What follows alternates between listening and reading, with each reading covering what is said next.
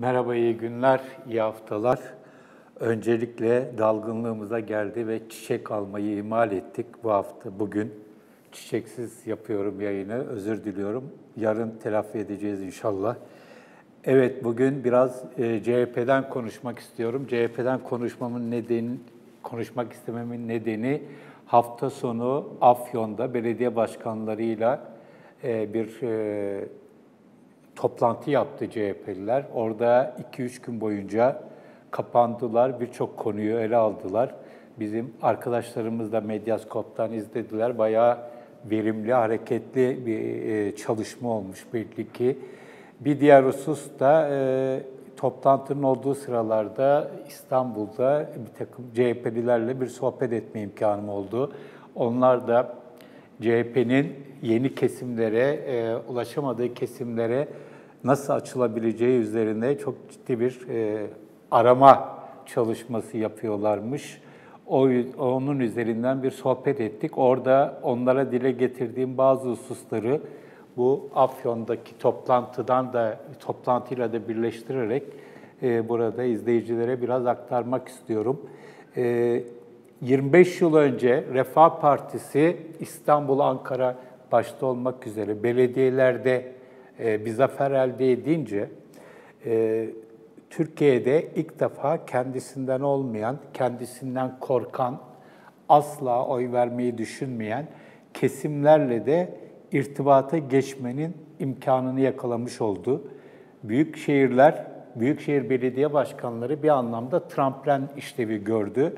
Orada yapılan faaliyetler, özellikle topluma yönelik bir takım hizmetler, doğrudan birinci elden yapılan hizmetler, Refah Partisi'nin aslında başkalarının gözündeki o katı, şeriatçı, kendinden olmayanı asla ciddiye almayan, onları dışlayan bir parti imajını kırmasında etkili oldu ve bunun da en büyük ekmeğini diyelim kim yedi? Yıllar sonra Adalet ve Kalkınma Partisi yedi. Ama arada da biliyoruz ki Refah Partisi çok önemli bir genel seçimlerden birinci parti çıktı. Koalisyon ortağı oldu. Erbakan başbakan oldu ve 28 Şubat'la beraber bu koalisyon yıkıldı. O tarihte Refah Partisi'nin birinci parti çıkmasında, ardından Adalet ve Kalkınma Partisi'nin tek başına iktidara gelmesinde ve yıllarca iktidarını sürdürmesinde en önemli yönlerden birisi kesinlikle belediyelerdi. Bir ayağı örgüt, bir diğer ayağı belediyeler ve burada izleyenler hatırlayacaktır. Bekir Ağırdır'la yapmış olduğumuz seçim öncesi ve seçim sonrası, son yerel seçim öncesi ve yerel seçim sonrası toplantıda AKP'nin hem örgüt hem de belediyeler ayağının ciddi bir şekilde sakatlandığı tespitini dile getirmişti Bekir ki çok bence de isabetli bir tespit.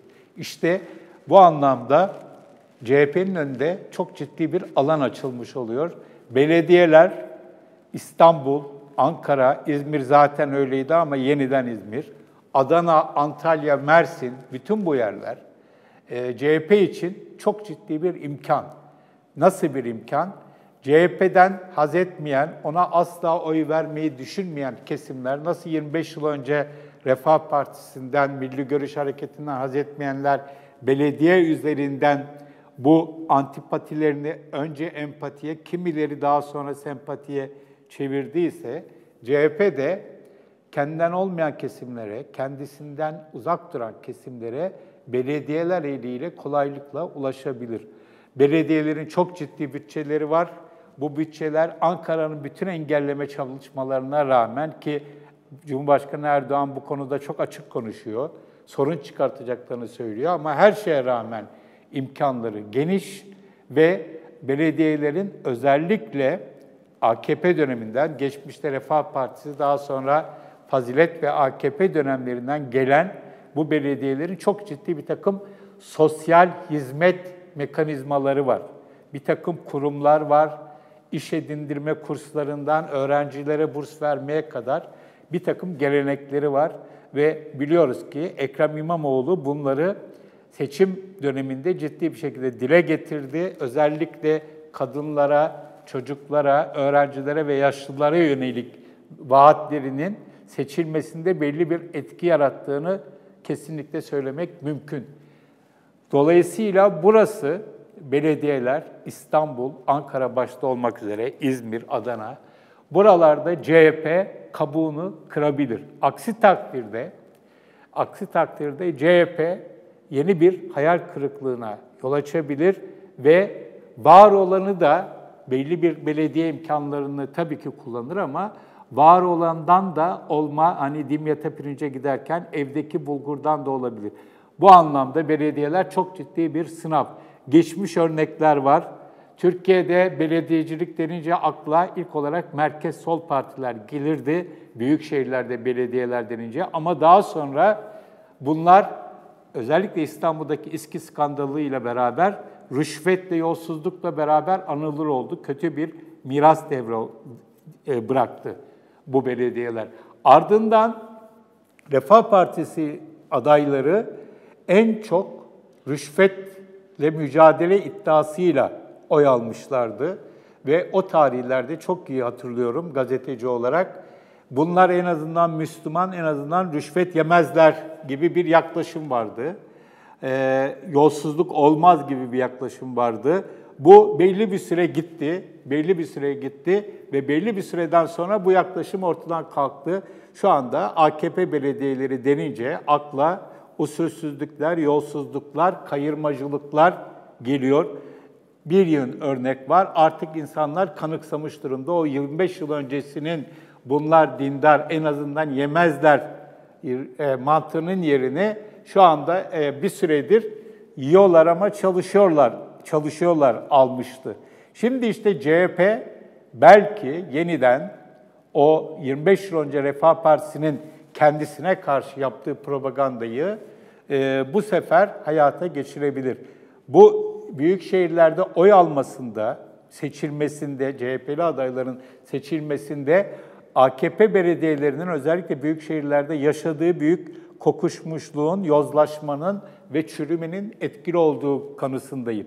Dolayısıyla CHP'nin önceliğinin buralarda işte bu tür yolsuzluk, usulsüzlük ve kayırmacılığa karşı çok açık, net ve şeffaf pozisyonlar alması olduğu kanısındayım. Ama şu ana kadar CHP'li belediyelerden yansıyan haberlere baktığımız zaman bir yığın olumsuz örnek çıkıyor karşımıza.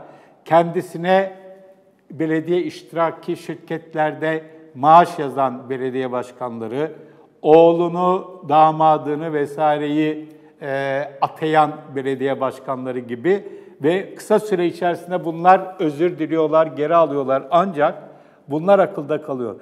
Bu tabii ki sadece CHP'li belediyelerin yaptığı bir şey değil. Benzer olayları çok daha fazlasını yıllardır ve halen AKP'li belediyeler de yapıyor. Ama artık o zaten demin de söylediğim gibi kanıksanmış bir husus.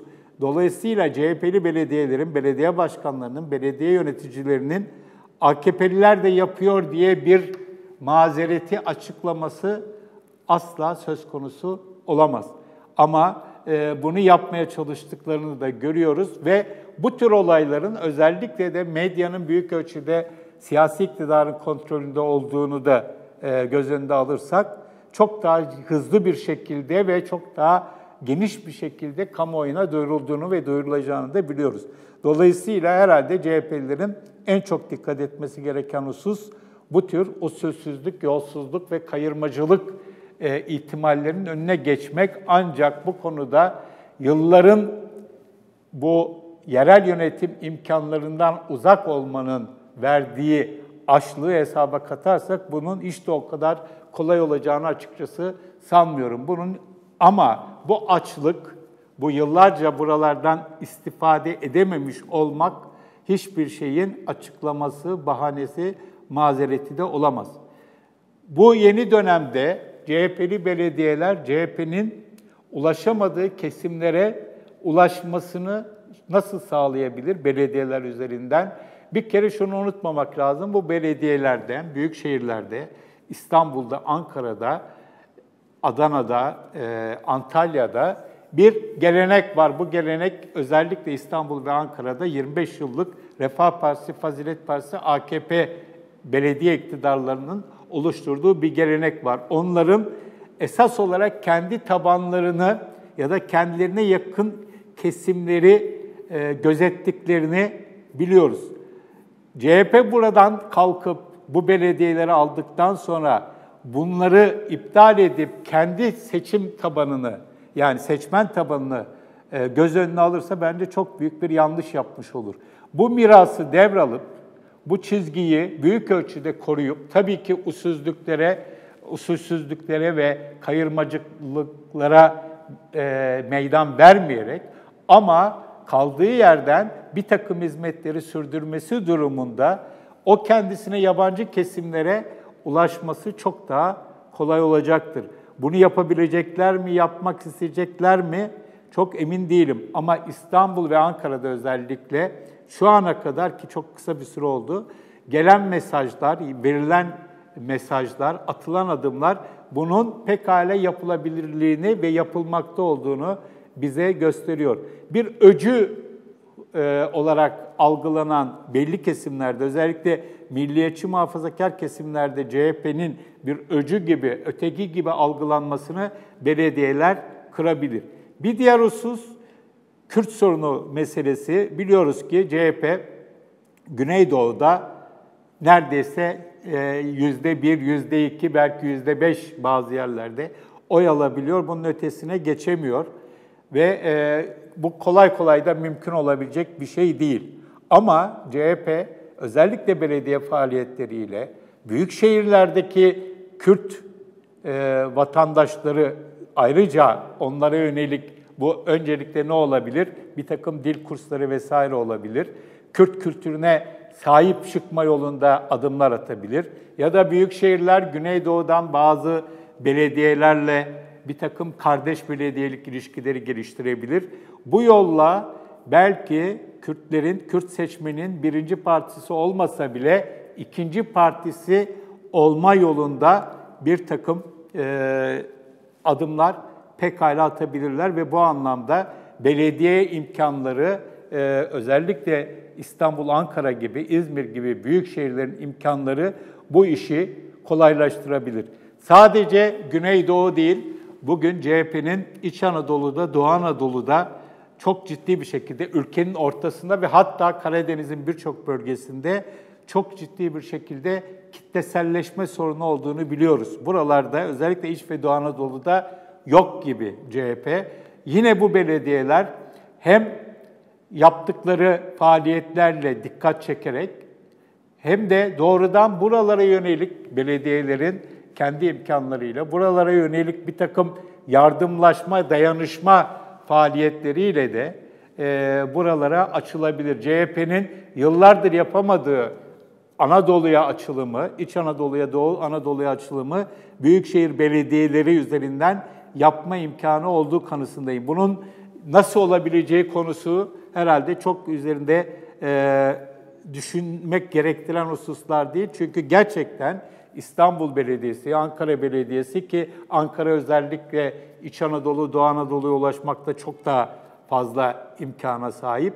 Onların imkanları gerçekten çok geniş. Tabii ki bir merkezi hükümet imkanına sahip değil. Tabii ki bunları yaparken kendi esas seçmenlerinin beklentilerini de gözetmeleri, öncelikle gözetmeleri gerekiyor. Ancak şurası bence kesin. Eğer belediyenin imkanları har vurup parmağı savurulmazsa, israf edilmezse, ki bütün CHP'li başkan adayları bunları özellikle vurgulamışlardı, yolsuzluğun önüne geçilirse, kayırmacılığın önüne geçilirse fazlasıyla kendi seçmenlerinin beklentilerini karşılamaya yeter. Ayrıca da Türkiye'de bir takım ihtiyaçları olan başka bölgelere de el uzatma imkanı verebilir. Bu anlamda CHP gerçekten çok önemli bir fırsat yakalamış durumda. Bunu becerip beceremeyeceklerini göreceğiz. Ama Afyon'da yapılan toplantı bu olayın parti yönetimi tarafından ve belediye başkanları tarafından ciddiye alındığını da gösteriyor. Tabii burada özellikle seçmenin ve ayrıca da CHP üyelerinin bir denetleyici rolü şart. belediyeleri, belediye başkanlarını kendi başına bırakması durumunda onlardan şeffaf belediyecilik talep edilmemesi halinde, aşağıdan böyle bir talep gelmemesi halinde işler çok kolaylıkla rayından çıkabilir ve hep bildiğimiz aynı filmleri tekrardan seyredebiliriz. Evet, bitirmeden önce Barış Akademisyenleri davası konusunda Anayasa Mahkemesi'nin verdiği kararı memnuniyetle karşıladığımı, geç kalmış, eksik bir karar olduğunu vurgulamak istiyorum. Ve Barış Akademisyenleri konusunda kimlerin neyi nasıl yaptığı ve yapmadığını da tüm kamuoyu biliyor. Herhalde Anayasa Mahkemesi'nin kararından sonra birçok kişi iyice nasıl söyleyeyim, yaptıkları ve yapmadıklarından dolayı herhalde iyice utanmışlardır diye vurgulamadan geçemeyeceğim. Evet, şimdilik söyleyeceklerim bu kadar. İyi günler.